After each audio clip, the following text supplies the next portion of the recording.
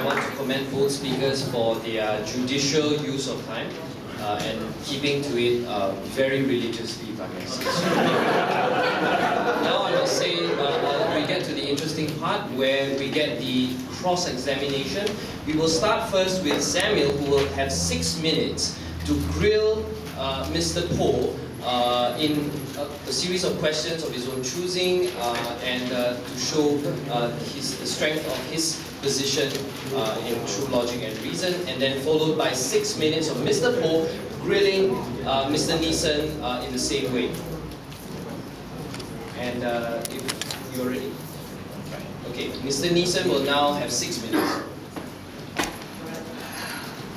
I'd like to begin by, he mentioned that evolution, Mr. Willie, he mentioned that evolution is proven, that it is true. Now, I agree with microevolution, that that things do evolve and that things which you illustrated, I do believe in them.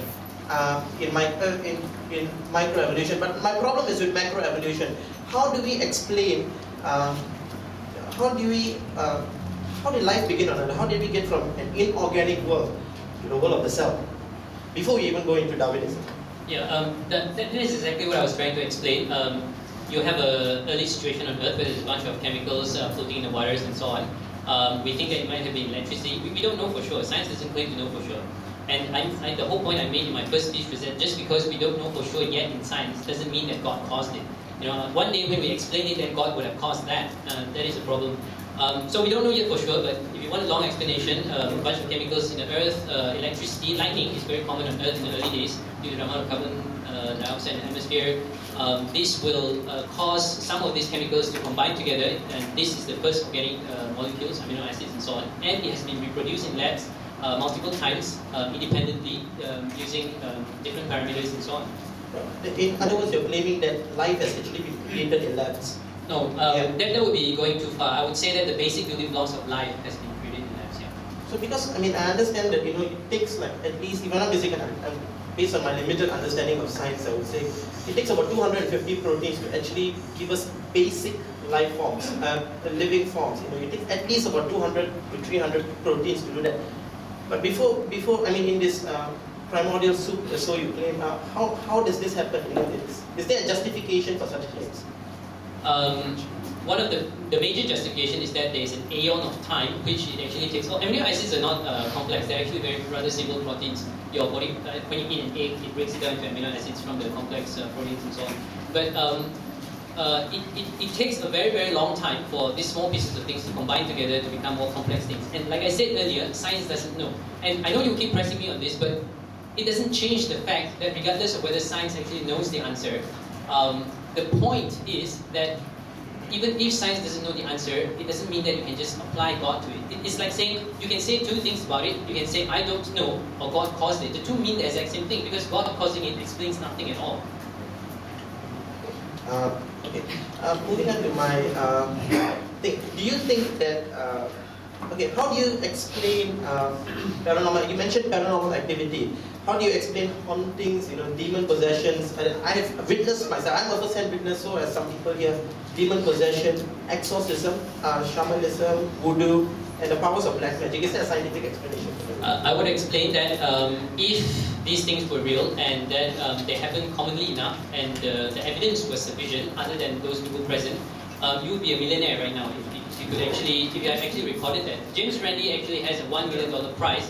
James Randi Foundation has a $1 million prize, which sits out there for anybody who can prove a supernatural activity. If you can blindfold yourself and still read, for example, there's a group around here who is actually doing that. I'm actually pretty curious about that group. They claim to be able to teach children to be able to read without actually looking at any paper. And exorcism, all these are supernatural activities and things like that. Yeah, there are lots of claims of supernatural activities, but that's the thing. If these things have already been proven, they wouldn't be claims. Like this is water. That's not a claim, it's water. So, it's things which we know for a fact are just things which we know for a fact. Things which are supernatural, that happens only in very small locations where only a couple of witnesses have actually seen. A lot of the times they can be explained. And I would point out that in a lot of different situations, people actually don't understand what exactly is going on there. Like, for example, I used to say that if God's huge hand were to descend down from heaven one day and point to me and say, "You believe," I would turn into a believer. But nowadays I say that if that would happen, first I would look for God and ask him to assign a psychiatrist to me and check whether I'm hallucinating anything. I'll ask Joshua to check, do you see the same thing over there? And to see whether there's any specific phenomenon. Then I will check whether aliens are here. Sorry. Yeah. Right. So, okay. Yes, so, okay. Let me quickly go through my fourth argument, which I admit is a bit sneaky in the limited time I have. My third question, rather. Do you think I'm delusional by claiming that I've had experience of God, or will you dismiss it as just superstitious, fanciful thinking?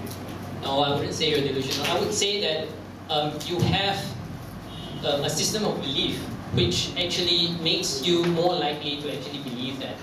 Actually, that's a little bit of a cop-out. Yeah, in a way, by my standards, I would say that you were delusional, but not by society standards.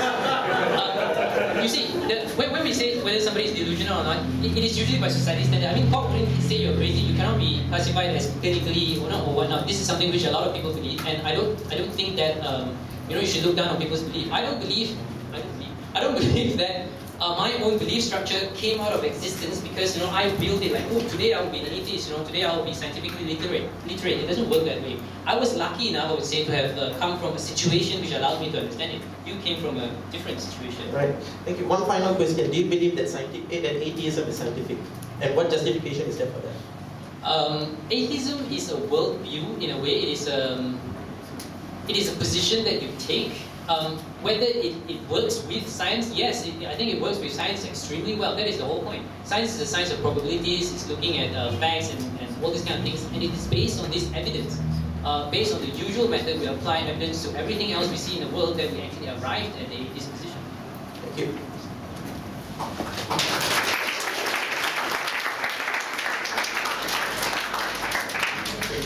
Okay, now Mr. Poh will give 6 minutes of freedom. Mr. Poh. Can a god make a rock so? I'm just kidding. I'm sure you've heard of that one before. Okay, now in all seriousness, why does God who want worship and salvation from mankind, who want worship from and salvation for mankind, stop performing awesome miracles which render this debate completely unnecessary? Why are the awesome miracles only in the Old Testament? I don't believe that the awesome miracles are only in the Old Testament. In fact, I believe Richard Dawkins accused televangelists for making money out of this. I don't think, like you said, they wouldn't be making money out of it if totally it's false. I mean, the old English saying, there's no smoke without fire. Hold on. I think we need to define awesome here. Like, when I say awesome, I mean flood the entire earth, for example. Awesome, part the Red Sea, awesome, destroy a city with an angel and turning women into salt and then look at her. I would think that, again, but won't you agree that awesomeness is also subjective? When I look at something, I feel that it is subjective. Let's define awesome as the amount of effect it has on the physical, on the physical world. So, like, huge effect on the physical world. Must move at least a gajillion of molecules, for example. I believe that God does miracles, but perhaps not to your definition of awesomeness. I have not found any, but I don't think that disproves God in any way. But at the same time, I think there's plenty of evidence that God does miracles even today, and I've witnessed it myself, and I'm sure many people would attest to that. Okay, let's try another one. God seemed to acknowledge skepticism in the past. Thomas was a skeptic, apostle of Jesus. He was allowed to touch the wounds of Jesus when Thomas didn't actually believe him. God made himself known to Paul. There was a bright light blinded him for a certain period of time to prove that he's God. So since that he is willing to actually do this last time, why not today? I sought him for a bunch of years. Now, unless you're telling me that I did it wrong somewhere, I wasn't honest enough, but that is true for a lot of believers, right? So why not just pop out and say, dude, I'm here, I'm cool. I think it's a fair question. Okay, I think, and I did touch on this in my opening, I have honestly, sincerely asked the question myself, if God was so real, why did he just appear to me in my face? And I think I touched on that question in my opening speech when I said that simply because of the fall, the effects of the fall, theologians call it the noetic effects of the fall, whereby even if God is right in front of you, would not know because your eyes have been clouded. You see, in the beginning, Garden of Eden, just let me very quickly go into this.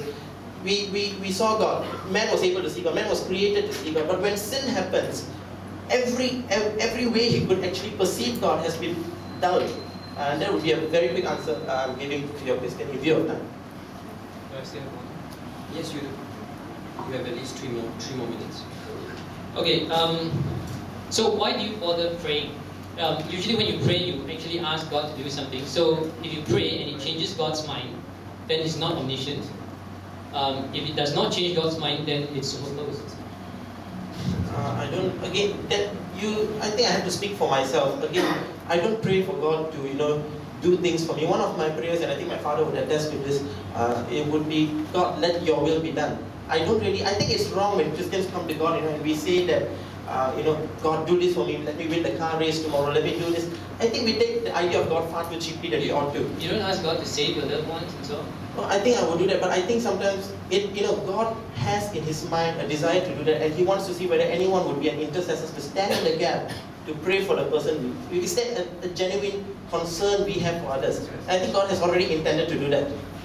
Okay, now just one last question. How do you apply your sense of willingness to believe in God, the presence you feel, and all these kind of things? How do you not apply this to other gods? How religiously, if you like, have you actually sought out other religions which are similar to yours? The question is how diligently did I seek out others? I'm doing a master's in theology and comparative religion. That's how serious I did it. The Christianity? Yeah, I think I have to choose either one or the other, and I choose Christianity. So again, I do seek, and I think I mentioned to you this before this debate itself, that I do seek to understand every religion. I question everything, I leave no stone unturned. I genuinely want to seek the truth. And I don't find, I must say this, I find certain things to be true in other religions. But again, in every error there is also truth in every error. No error is a complete 100% error. There is an element of truth in every error. It's just how much, what is the percentage of it. So I don't find truth to be found in other religions. And when Jesus Christ comes to me and in the Bible and He says, I'm the way, I'm the truth, and the life, no one comes to the Father except through me, I find that to be true. It is, again, coherent with, I feel it is true to me. And therefore I think I have every reason to believe it. Because I also, not just I know it, I reason that it's true, I experience it as true as well.